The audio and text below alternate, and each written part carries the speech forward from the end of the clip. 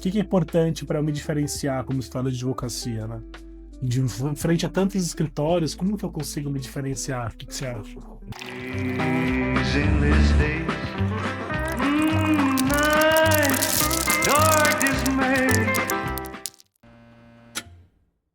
O problema que eu vejo é que todos têm uma proposta de valor muito parecida. Todos falam, eu sou melhor tecnicamente, eu sou mais abrangente, eu sou full service, eu tenho melhor equipe aqui dentro, eu sou ético, tem parênteses aí sobre ser ético, que eu acho que é uma premissa, que nem é um diferencial esse. Mas como que eles fazem para falar um pro outro que um é banana, o outro é maçã? Eu acho que essa é a coisa mais diferente, porque no final das contas o serviço ele é a mesma. Pode ser melhor, pode ser pior, mas ele é o mesmo serviço que é oferecido, né? E aí o que eu estava discutindo com o cliente era assim, cada vez mais eu tenho ouvido os nossos clientes aqui falando que quem está decidindo do outro lado, quem vai contratar o cliente, o nosso cliente, o escritório da advocacia, não é mais o diretor jurídico, é um departamento de compras. E aí o departamento de compras, ele olha coisas muito objetivas. Ele vai lá e vai falar assim, tá, é um serviço de consultoria tributária. Ele vai comparar consultoria tributária, consultoria tributária, consultoria tributária. Valor, 100 mil, 150 mil, 90 mil. Equipe, 10 pessoas, 12 pessoas, 9 pessoas. E ele vai tomar as decisões dele em cima disso. Quando a gente fala de diferencial, eu tenho, obviamente, o diferencial da marca. Essa é mais alegre, essa é mais sóbria, essa é preta, essa é laranja, essa é amarelo. Tudo bem, a gente pode se diferenciar no posicionamento, mas eu acho que tem diferencial que ele tem que ser prático e de negócio para o escritório ser diferente de verdade. E aí o que a gente tem feito foi tentar dialogar cada vez mais com o departamento de compras. Eu tô começando a olhar para a linha de serviço do escritório, as propostas de serviço desses clientes, e falando assim, olha, já que o departamento de compras vai olhar coisas assim, muito objetivas e diretas, a gente não vai colocar que a gente faz consultoria tributária. A gente vai falar que dentro da consultoria tributária, o que está dentro? 20 coisas. Análise de risco, projeções tributárias e blá, blá, blá, blá, blá, blá, blá, blá, blá. E a gente coloca preço para cada uma, porque aí ele vai comparar coisas diferentes. Ele vai falar, tá, esse aqui tem 20 coisas que ele está me oferecendo dentro dos 120 mil reais. Esse outro aqui tem uma só e custa 100. Então ele vê mais valor nisso. Esse é um jeito de diferenciar. A estratégia de diferenciação para o escritório de advocacia, em muitos casos, pode ser algo quase que intangível, é etéreo realmente, né? E por quê? Porque o escritório de advocacia está inserido numa estrutura de mercado diferente de um oligopólio, por exemplo, como a telefonia celular, no qual a gente tem a TIM, a gente tem a Oi, a gente tem a Vivo, a gente tem muito bem os players definidos, o market share definido, o setor regulado pela Anatel. O escritório de advocacia são tantos, né, que a gente não consegue sequer mensurar o market share, a participação de mercado, né? Então, com algumas exceções, como por exemplo, transações de venture capital ou de private equity, existem rankings que demonstram, né, os escritórios que estão mais ativos em transações, pelo menos os que submetem. Mas, salvo alguns pequenos tipos de participação, de atividade, você não tem como mensurar isso, né? Ou seja, uma estrutura de mercado conhecida, né, como concorrência perfeita. Tem os novos entrantes acontecem o tempo inteiro, né? A barreira de entrada é muito pequena, né? Isso faz com que a estratégia de diferenciação seja realmente difícil. Alguns pontos podem diferenciar, que na verdade não são nem inerentes ao marketing ainda, mas inerentes, por exemplo, à questão de talentos, né? Os meus talentos, eles têm lastro realmente que fazem o cliente se convencer disso, né? Se eu não tenho uma equipe que demonstra, né, a credibilidade percebida, não vai ter marketing que vai convencer um cliente importante, né, um honorário relevante a me contratar, né? Já no aspecto do marketing, o que vai diferenciar na percepção do cliente é o nível de confiança que ele tem sobre mim, né? Isso vai me diferenciar em relação aos outros escritórios, se ele confia em mim ou não. E isso vai muito além de ter um site bonito, de ter uma marca bacana ou aparecer no jornal, muito além da comunicação, né? É uma estratégia de relacionamento profunda, né, com o cliente, sabendo que as decisões, elas, nos honorários do direito empresarial, para qual a gente está falando, eles não são contratados assim de pronto, né? Então, a estratégia de diferenciação, eu acredito que ela é construída e em longo prazo. Isso não depende unicamente de marketing, vai depender de talentos, de lastro, de êxito, de validações de mercado, certificações, quais são os rankings que você tem. Portanto, que eu não acredito até que é possível desenhar uma estratégia de diferenciação. Eu acho que ela acontece naturalmente. Por exemplo, tem um tipo de diferenciação que ele é prático. Quem tem mais operações, quem tem mais ranking, mais selos, mais equipe, mais estrutura. Essa é uma coisa que você pode quantificar e talvez funcione para o cliente que é um cliente que não tem contato, um cliente que eu estou pensando no escritório pela primeira vez. E aí, pro cliente que ele já está fidelizado, está dentro da carteira, ele já tem um relacionamento com um advogado, com um dono do escritório, a estratégia é completamente outra, ela é mais humana, assim, mais de relacionamento mesmo. Faz sentido, né, pensar coisa assim? Uhum. Porque às vezes o cliente já está lá dentro dos clientes, e a gente ouve muito isso dos clientes aqui, ele fala assim, cara, o único jeito de eu captar é por indicação, indicação de cliente, indicação de concorrente, indicação de amigo, e eu não consigo captar sem isso, sem essa estratégia. Como é que eu posso captar além disso? Mais se relacionar com o cliente, estar próximo dele, ter um atendimento direto e fácil, né? Faz com que o cliente fique. O que é difícil é ele se mostrar para o cliente que não conhece. Uhum. E aí a estratégia é outra. Porque talvez o cliente que já esteja dentro do escritório vai ligar para quantos anos ele ganhou, quantas operações ele cometeu, ele é o sócio, a sócia do vilão do lado dele. E aí a roda gira de outra forma, né? Tem uma pesquisa que a gente fez aqui, a gente já precisa atualizar, mas ela não é tão antiga assim, que a gente perguntou para os clientes da onde estão vindo os casos do escritório. Uhum. A gente fez isso recentemente até, foi em dezembro de 2024, não faz tanto tempo.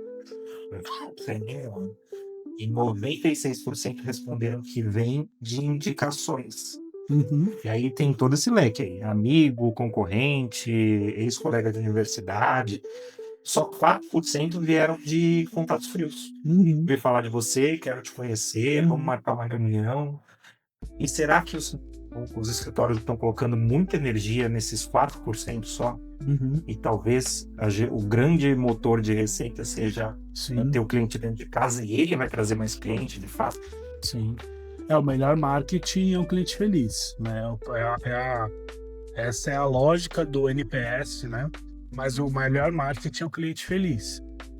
Então, nesse aspecto, concordo totalmente, assim, porque a gente vê com a evolução das práticas de marketing jurídico, eu entendo que muitos escritórios estão apostando, e com razão, né, no marketing digital, né? E isso tem sido, de alguma forma, boas práticas têm sido propagadas, mas também desilusões, né?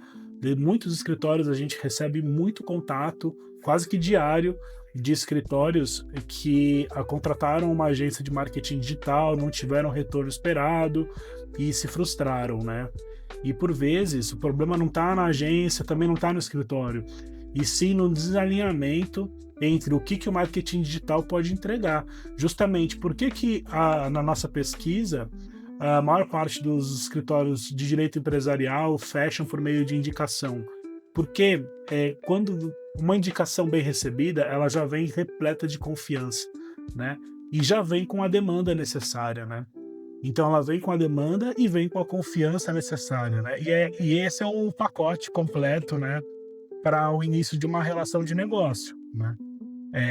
Já quando a gente apostam numa campanha de Google Ads, de Meta Ads, né? Salvo algumas exceções, a gente tem uma visão muito mais conservadora no sentido do qual resultado que eu posso trazer na velocidade desse funil. Espera-se muitas vezes que seja um funil muito curto, rápido, contratou, achou e muitas vezes não. E muitas vezes não, a grande maioria das vezes não é isso, a menos que você queira um honorário baixo. E eu acho que Trabalhar com volume. trabalhar com volume, exatamente. Muitos processos, muitos leads ruins que é natural que venham, né? Então, eu vejo que esses são esforços nos 4% que estão sendo feitos. Eu vejo que existe muito escritório tentando ampliar esses 4%, existe escritório que precisa ampliar, e a gente entende isso, faz parte, ele precisa dessa estratégia.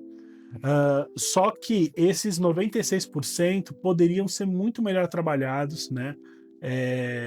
Naturalmente, o cliente não vai contratar o escritório se ele não ver no escritório a necessidade de contratá-lo. Tá? Parece óbvio, mas ainda existe muito. Naturalmente, as empresas bem organizadas, que têm uma estrutura de CEO, de CFO, né, do General Counsel, isso está muito bem claro ali quando eles precisam ou não de escritório de advocacia. Só que as empresas que não têm uma governança tão profissional assim e ainda assim podem pagar um bom honorário, por vezes eles não sabem quando que ele tem que contratar um escritório de advocacia. Ele poderia contratar por uma série de serviços, consultivos especialmente, planejamentos, né, revisões para encontrar oportunidades dentro da empresa. Só que essa empresa não vai saber se o advogado dele não apresentar isso, né? E existe método, né, para se fazer isso, né, com tecnologia. Não é só ligando para os clientes falando que você tem um sócio ali para apresentar na reunião. É muito mais do que isso, né? E a gente vê que isso ainda tem sido pouco explorado, né? Assim, vou falar uma opinião, que é prática, que eu vejo com os clientes aqui. Eu acho que tem cliente que a gente já deu tiros muito certeiros de fazer campanha paga ou buscar cliente que não conhecia sobre o escritório e falar, putz, preciso mesmo desse serviço. Mas eu tô vendo um desafio muito grande agora, que é crescente, porque antes a gente sempre separou muito o que é um trabalho reputacional, de marca, de posicionamento, de um trabalho comercial. Então, que quer mostrar os valores no mercado, quer se diferenciar por conta de identidade, e o outro quer vender. Só que eu vejo que cada vez mais essa parte de reputação ela é o que sustenta a venda. A venda por si só ela não tem funcionado porque existe muita oferta hoje. Se você entrar no seu Instagram, você, independente do que está escrito lá no código de ética e disciplina, no provimento de publicidade, tem um monte de advogado ofertando serviço. Se está passando aí por um comitê que está avaliando esse tipo de coisa, existe uma enxurrada de anúncio que pago que tem advogado ofertando diretamente serviço, né? Só que eu vejo que a gente está vivendo numa época de saturação de propaganda, falta de confiança nessas propagandas, porque tem muito spam, porque tem muito golpe, porque o tráfego pago ficou muito acessível também. Não está mais tanto, mas ele é acessível ainda comparado com as mídias tradicionais. E aí, se você vê alguma coisa que por mais que você precise dela, seja ela um serviço jurídico ou um produto, muita gente já caiu em golpe, muita gente já está vacinada com relação a isso e deixa passar. E talvez até o advogado que não tem credibilidade, que ele está tentando se mostrar, ele acaba encucando o cliente para falar, eu preciso muito desse serviço mesmo, e isso acaba vendendo para o advogado que o cliente já tem confiança. Então, trabalhar essa parte reputacional, eu estou vendo como uma base hoje que não dá para o advogado fugir. Sim. Não adianta ele querer vender se ninguém conhece ele, se quando vão buscar conhecer ele, não está testando a credibilidade. Sim. Então, isso entra de novo naquilo que a gente estava falando, do site, da marca, do posicionamento, do histórico. Eu mesmo já caí em golpe aqui e falei, nossa, como que eu caí? Nunca mais vou cair. De ver um produto com meu filho e falar, nossa, produto incrível, vou comprar. Fui lá, cliquei em comprar, depois que eu comprei, o produto não chegou, entrei na página desse produto, tinha um post só. Aí eu falei, nossa, eu podia ter visto isso antes. E essa é uma coisa que eu não caio mais. Então, se eu recebo uma oferta, seja de um advogado, de um consultor, de um produto, eu vou lá, deixa eu ver o perfil corporativo, deixa eu ver o Instagram, deixa eu ver o site. E se não me passa a credibilidade, eu passo. Sim. Vou. E essa credibilidade percebida, ou seja, como que o cliente percebe se eu tenho credibilidade ou não, eu tenho visto um movimento claro, assim, na Let's, em contato com os clientes, que é referente a construir essa credibilidade percebida, baseada fundamentada em experiências físicas, não mais digitais apenas. Então, falava-se muito há um tempo sobre physital, né, que é o físico com o digital, né, a fusão disso, né. E a gente, enfim, tá vendo esse physital aumentar a importância disso, mas principalmente a parte física, ou seja, as experiências físicas, os eventos, a gente tá olho no olho com o cliente, a gente reunir para pequenos cafés da manhã, essa é uma demanda que está aumentando muito. A gente Já foi grande antes, né? já foi muito grande. Veio a pandemia, derrubou. Será que é uma retomada do que dava certo? Eu acho que é sobre isso, que é sobre os 96% que a gente está falando, sobre a gente realmente convidar esses clientes, né, para a gente estar mais perto. Escritório de advocacia de direito empresarial que não tem essa prática, na minha visão, humilde aqui, está ficando para trás. Quem não tem o escritório de advocacia empresarial, que não tem a prática de ter pequenos eventos, pequenos encontros sobre assuntos técnicos, ou até ações de experiência do cliente para diferenciar e para lembrar do cliente, fazer o cliente se sentir prestigiado, e experiências físicas, não apenas digitais. O escritório que não tem isso está ficando para trás, ao meu ver. Por quê? 2025 a gente lembra como o ano começou, o hype, né, de 2025 falava-se muito do brain rot, né? Que é esse apodrecimento mental baseado na quantidade de conteúdo ruim que tem na internet, né? E a velocidade dos vídeos, como são cada vez mais curtos, mais rápidos, né? E as pessoas estão cansando disso, né? Então, se a gente quer gerar credibilidade percebida, a gente vai ter que ir mais fundo, né? A gente vai ter que buscar lugares onde essa credibilidade se constrói. E, eventualmente, não é a internet. Eu sei que isso pode ser bem fora do que pode ser o senso comum, no sentido de que a gente está agora na internet, nesse momento, transmitindo aqui, né? Mas realmente são as experiências cada vez mais próximas, humanizadas. A gente tem um livro do Philip Kotler, que até se você puder falar um pouco dele, mas que a gente distribuiu para a equipe inteira da Let's, que é o Marketing 8-8, né? Human to Human, como tendência. E isso está cada vez mais claro, assim, né? Realmente é isso que vai fazer. E a gente pode usar vai fazer a diferença, né? Vai diferenciar os escritórios. E a gente pode usar o marketing digital como ponte desse physical, né? Como a gente está falando desse conceito physical, do físico com o digital. Eu posso fazer campanhas, por exemplo, para ter pessoas no meu evento? Posso fazer, eventualmente, sim. Não estou vendendo nada. E a gente tem tido bons resultados, por exemplo, com esse tipo de prática, né? Usar o marketing digital para encontrar os leads que se interessam realmente pelo meu evento, pelo meu conteúdo. De novo, eu não estou vendendo serviço, eu estou eventualmente convidando pessoas para estarem mais próximos, me relacionando. E a gente tem tido bons feedbacks, tá? Sobre isso, né? No sentido de lembrar que o marketing digital ele pode ser uma porta para que mais pessoas lhe conheçam e para que você possa converter esses leads, ou seja, eles possam iniciar um relacionamento com você. Mas não quer dizer que ele vai contratar você, que ele vai te escolher agora, nesse momento. Então tem que passar por esse caminho da credibilidade, né? A menos que a gente queira os honorários mais baixos, né? Mas eu acredito nesse 8-8, né? No marketing 8-8 está cada vez mais claro. E para 2026 eu acho que vai ser isso. Vai ser isso que vai realmente diferenciar as experiências físicas. As pessoas, minha sensação é que elas estão cansadas só de internet.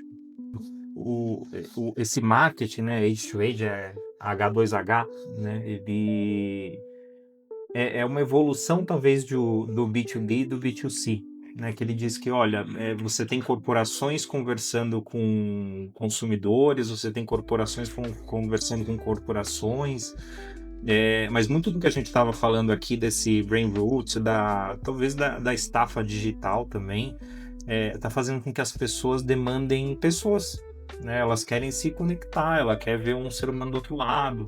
E isso tem impactado tudo, né? Na verdade, assim, do que a gente tem feito. Até a parte do marketing mesmo, eu sinto que no passado, vai fazer 23 anos que eu faço marketing, né? Eu acho que no passado a gente tinha um cuidado enorme assim para que as coisas parecessem cada vez mais profissionais, geradas por uma equipe, que tivesse uma identidade visual e digital assim inovadora. E eu sinto que chegou num momento que isso foi evoluindo a tal ponto, e até muito influenciado pela entrada da IA, né, a inteligência artificial, onde as pessoas já consumiram tanto conteúdo digital, tanto conteúdo corporativo, tanta propaganda, que elas estão sentindo falta de conversar com outro ser humano. Um pouco da influência da pandemia mesmo. A gente passou por um momento de ausência de ser humano, né? Ausência física, não digital. Porque a gente teve uma enxurrada de interações digitais nesse período. Quem passou lembra de festa junina no Teams, falar com os parentes no celular, né, por chamada. E chegou um momento que essa roda começou a virar. Então, a humanização da comunicação, de falar assim, não, tem gente trabalhando aqui atrás, tem gente pensando em você, que é uma pessoa também, deixa eu mostrar por quem tá atrás dessa marca. Essa é uma tendência que esse livro fala bastante. E isso tem impacto no mercado jurídico também, porque as pessoas talvez, além de ver que tem um escritório, que tem uma equipe, que tem uma marca, que ele tem um slogan, ele quer ver quem está atrás disso, né? E a gente tem até exemplos hoje de muito mais voltado para atração de talentos do que para clientes até, deixa eu mostrar como é que é aqui a minha casa, né? Deixa eu falar como que a gente trata a nossa equipe, quais problemas a gente tem, que diferenciais a gente tem para você, advogada que quer trabalhar aqui. Então esse marketing A2A, ele tá muito presente hoje. E vou falar uma coisa rapidinho sobre isso também, que esse aprimoramento do marketing que a gente fazia, que a gente gastava muito dinheiro com produção, com produtora, com fornecedor, ele até deixou as coisas mais permissivas, assim, de você fazer as coisas um pouco mais caseiras, porque ela mostra que lá do outro lado não tem uma equipe de 10 pessoas vendo o cara que tá conversando com você, é um cara que pegou o celular, tá falando assim com outra pessoa, tá sendo sincero, tá sendo transparente, e isso gera uma conexão. Então o livro fala muito sobre isso.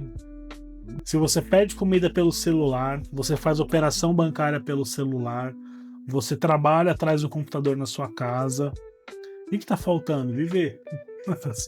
Tá faltando isso. Mercado faz pela casa agora. Ou tudo, a gente pede mercado. Então, isso está fazendo naturalmente, olhando esse comportamento frente à prática de marketing, né? Está fazendo com que o que seja valorizado seja efetivamente a experiência, né? Então, há muito tempo, né, a experiência do cliente é um assunto que se fala muito, né, no marketing, mas eu acho que mais do que nunca chegou o momento em que ele é o mais importante, assim, né? O cliente, ele também quer viver, ou seja, ele também quer ter a experiência dele, né? E ele vai valorizar quem participa dessas experiências junto com ele, né? Senão ele contrataria uma IA, né? Então, para quem está com medo de ser substituído por IA, né, tem essa questão. A recomendação, pelo que a gente vê no mercado, assim, seria o seguinte, né? Foque na experiência, né? Na experiência só. Se a gente focar só no resultado que a gente vai entregar para o cliente, talvez esse resultado não seja do jeito que o cliente espere, porque para a gente atingi-lo, a gente precisa de uma caminhada. Até viajando assim, mas não viajando, né? Eu acabei de ver aquele filme da Longa Marcha, você viu? do, Mas do, vou fazer. do Stephen King. Eu já tinha lido o livro da Longa Marcha, né? Que ele escreveu como o pseudônimo de Richard Bachman. E o livro, claramente, a história, ela aborda sobre a importância da trajetória e não só do fim, né? Da trajetória. Então, coisas óbvias, mas você não vai chegar no fim sem essa trajetória, né? Chegou até aqui? Então não deixe de curtir e se inscrever em nosso canal.